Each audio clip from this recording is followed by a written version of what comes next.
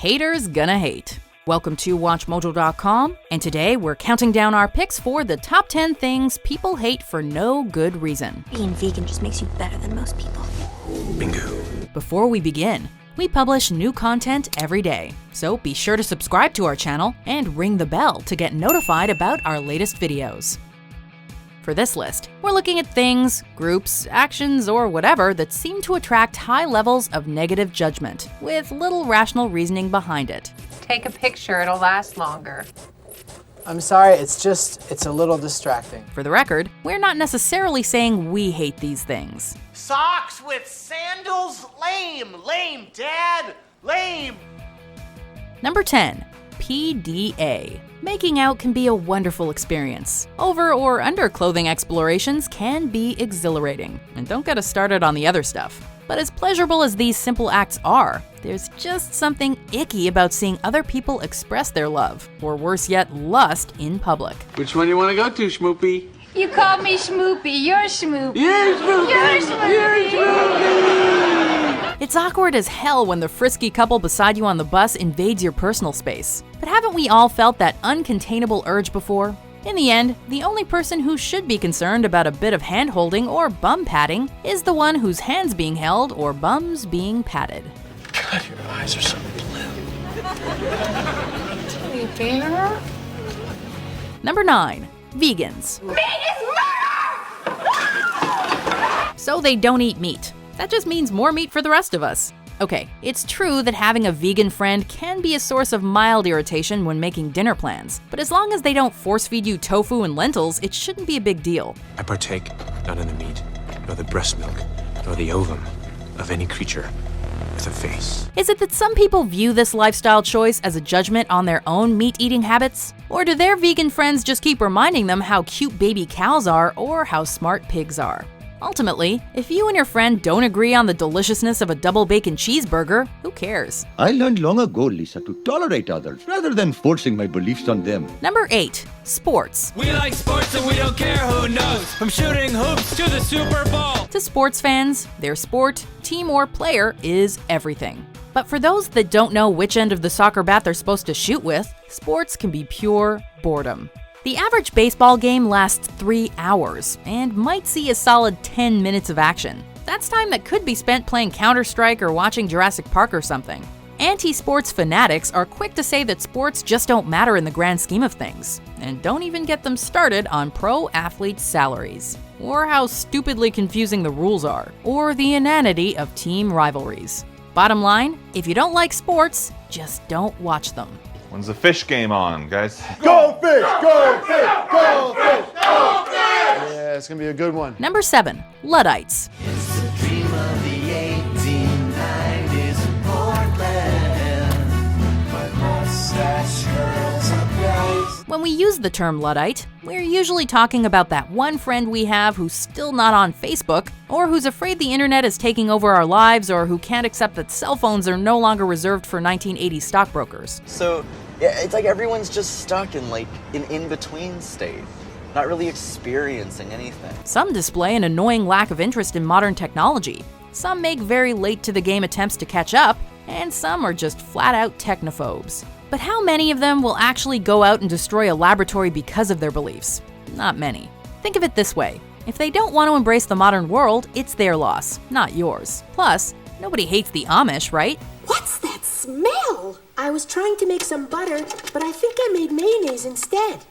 That's it! You are not making butter in your room! But no buts! Number 6. Goths. Most high schools have a goth clique, even if it's just that one guy. Not exactly known as outgoing, the Gothic crowd tends to embrace the darker things, like black clothing, black hair dye, black lipstick, and the collective works of Robert Smith. But beyond a monochromatic wardrobe and an extensive collection of Cradle of Filth CDs, what really makes our Gothic brethren any different from you or me? Stop calling me a princess. I'm not a beauty queen in a Disney movie. Appearances aside, they don't actually do anything to justify the scorn they seem to earn just by being themselves. Do I amaze you? So, rather than hate the Gothic among us, remember that deep down they're just as afraid of you as you are of them. Okay, if I was wearing jeans today, I would be sitting over there with the art freaks. Number 5. Selfies. Sure, Maybe selfies and hashtag squad goals get annoying. Maybe not every single thing you do today is worth documenting. And maybe back in the olden days, film was a rare and costly investment. But is someone taking a picture of themselves really the worst thing ever? In a dangerous setting, taking a selfie isn't the wisest of life decisions. But in a controlled, safe, and morally acceptable environment, what's the harm? A lot of people will tell you to stop trying to capture the moment and just cherish the memories you're busy making. But how fun is it to look back on that pic of you with the president or at the Oscars? Number 4, the mainstream. Don't be a... Don't you hate it when that show, band, song, or coffee shop you can't get enough of turns out to be the favorite of a lot of decidedly average and uninteresting people? Oh, come on, man. Fixed gear bikes are over.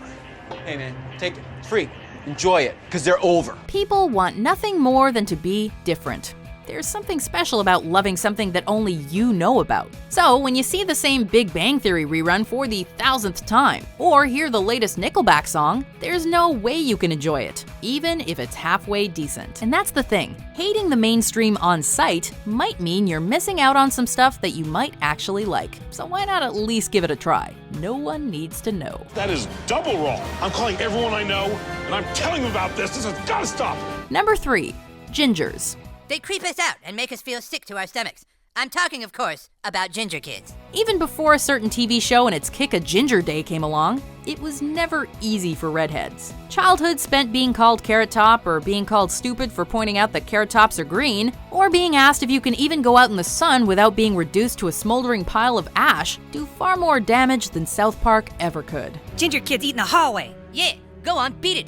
Couple that with a full set of freckles, and you have someone who'd almost welcome being kicked just for the social interaction. Red hair and a hand-me-down robe? You must be a Weasley. But remember, gingers really do have souls. They're not all quirky, and they don't all have bad tempers. Number 2, hipsters. What's a hipster to you? There's a better than average chance it involves thick glasses, Mac computers, and being so ahead on trends, the things they like haven't even been invented yet.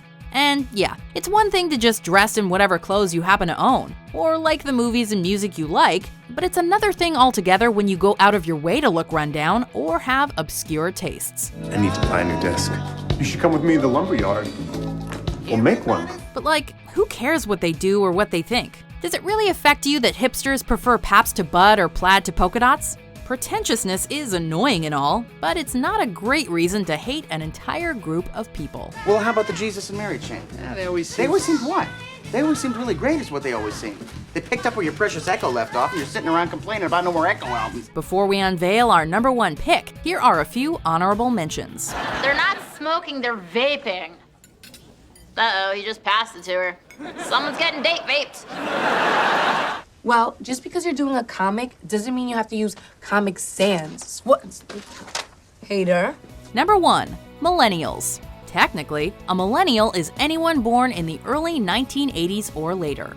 But the millennial stereotype is an entitled, narcissistic, lazy, uninformed faux intellectual snowflake who can't take criticism, is addicted to their smartphone, and blames everyone else for their problems. But is that fair? Millennials and people who hate millennials live in 2 different worlds. One's a place where hard work and a good education ensure you a solid career. The other's a world where no matter how hard you work or how smart you are, you may never get ahead in life, just 'cause. I wanna produce music, I wanna make music. So maybe we should cut millennials a little slack. Except that guy who skipped work to build a treehouse. That guy sucks. Do you agree with our picks? Check out these other great clips from WatchMojo, and be sure to subscribe and ring the bell to be notified about our latest videos.